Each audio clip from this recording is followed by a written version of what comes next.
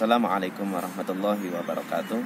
Sahabat muslim yang dirahmati oleh Allah, ada sebuah riwayat dalam kitab Sahih Bukhari dan juga Sahih Muslim bahwa terdapat seorang perempuan di zaman Nabi. Tidak dijelaskan siapa nama perempuan ini, tetapi dalam riwayat tersebut disebutkan bahwa dia adalah orang dari suku berkulit hitam dan dia bukan dari orang Arab. Nah, perempuan ini dia punya kegiatan aktivitas sehari-hari, yaitu menyapu masjid, membersihkan masjid. Nah, sehari-harinya dia selalu membersihkan masjid tersebut. Sampai pada suatu ketika Rasulullah SAW kehilangan sosok perempuan tersebut.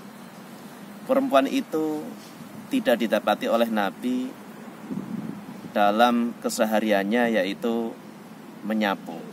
Nabi tidak mendapatkan dia sedang membersihkan masjid tersebut. Artinya masjid tersebut tidak ada yang membersihkannya.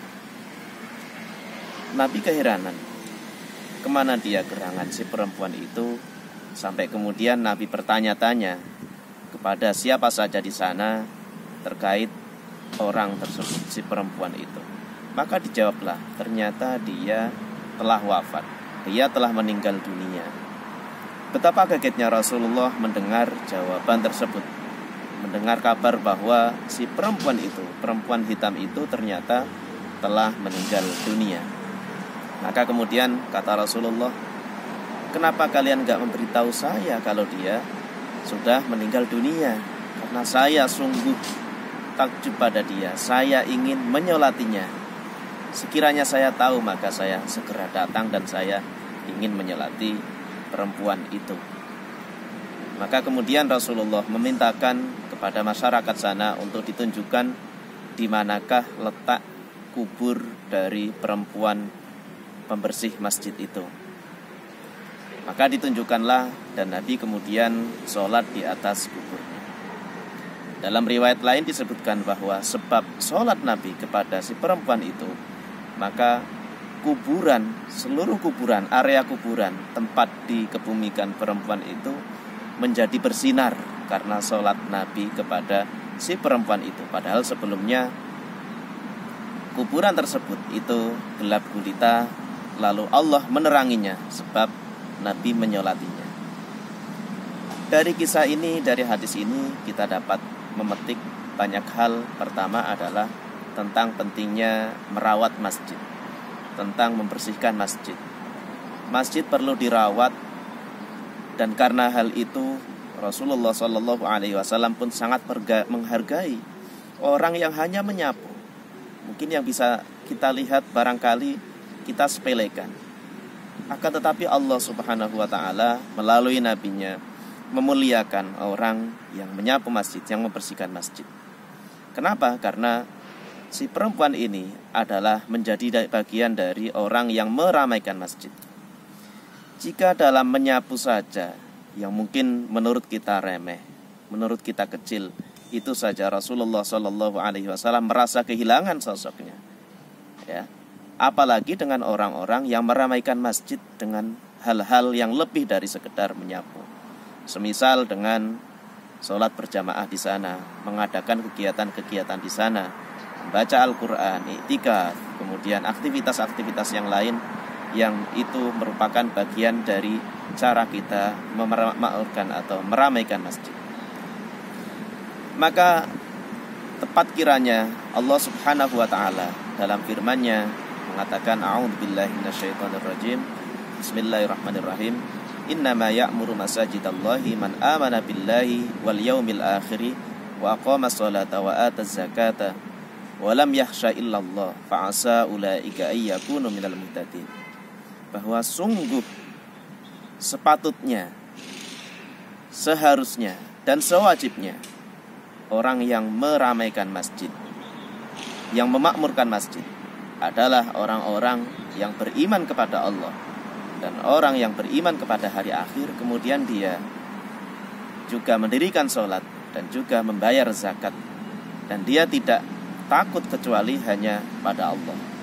Maka mereka inilah orang-orang yang digadang-gadang, yang diharapkan, yang didoakan, semoga mendapatkan hidayah dari Allah Subhanahu wa ta'ala.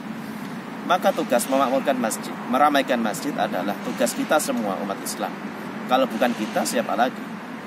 Memakmurkan masjid adalah perbuatan mulia, sebagaimana dilakukan oleh perempuan berkulit hitam tadi yang hanya sekedar menyapu saja. Rasulullah SAW begitu berkepentingan untuk menyolatinya ketika dia wafat. Apalagi kalau kita masuk dalam kategori orang yang meramaikan dengan hal-hal lain, dengan hal-hal spiritual lain, dengan memperbanyak sholat jamaah di sana. Kalau bukan kita, siapa lagi? Lebih-lebih ini di bulan Ramadan, maka sepatutnya kita seharusnya ikut meramaikan dengan melakukan hal-hal baik, sholat berjamaah dan juga ibadah-ibadah lain, khususnya di 10 hari terakhir yang akan kita songsong dalam waktu dekat ini.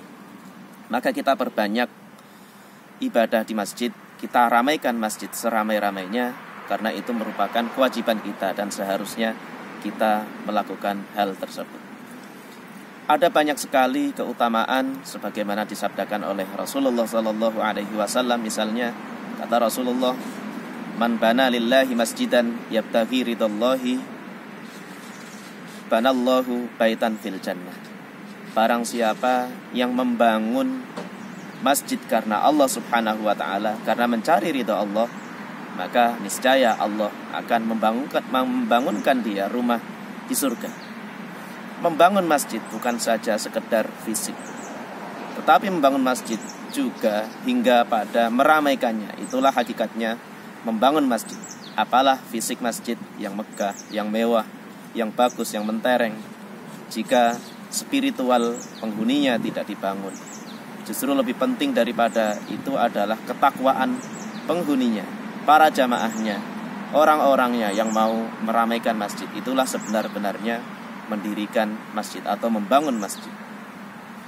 Dalam riwayat lain dikatakan bahwa barang siapa yang memberi penerangan, dalam bahasa kita sekarang memberi lampu atau memberi listrik, memberikan strum listrik atau membayarkan listrik daripada masjid, maka malaikat itu akan memintakan ampun untuknya selama penerangan itu masih berjalan di sana, masih berfungsi di masjid itu. Maka itu adalah bagian dari keutamaan meramaikan masjid atau memakmurkan masjid.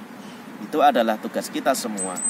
Maka kita bangun spiritual kita, bangun kemakmuran masjid kita, berangkat dari meramaikannya dengan sholat berjamaah, kemudian dengan membaca Al-Quran di sana, dengan mengadakan majelis-majelis yang penuh hikmah, penuh maghfirah dan penuh pelajaran, penuh ilmu dan penuh berkah.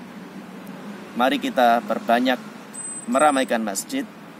Semoga dengan itu kita dicatat oleh Allah Subhanahu wa ta'ala sebagai hamba yang beriman kepadanya dan juga di hari akhir, dan juga melaksanakan sholat dan membayar zakat. Semoga bermanfaat. Assalamualaikum warahmatullahi wabarakatuh.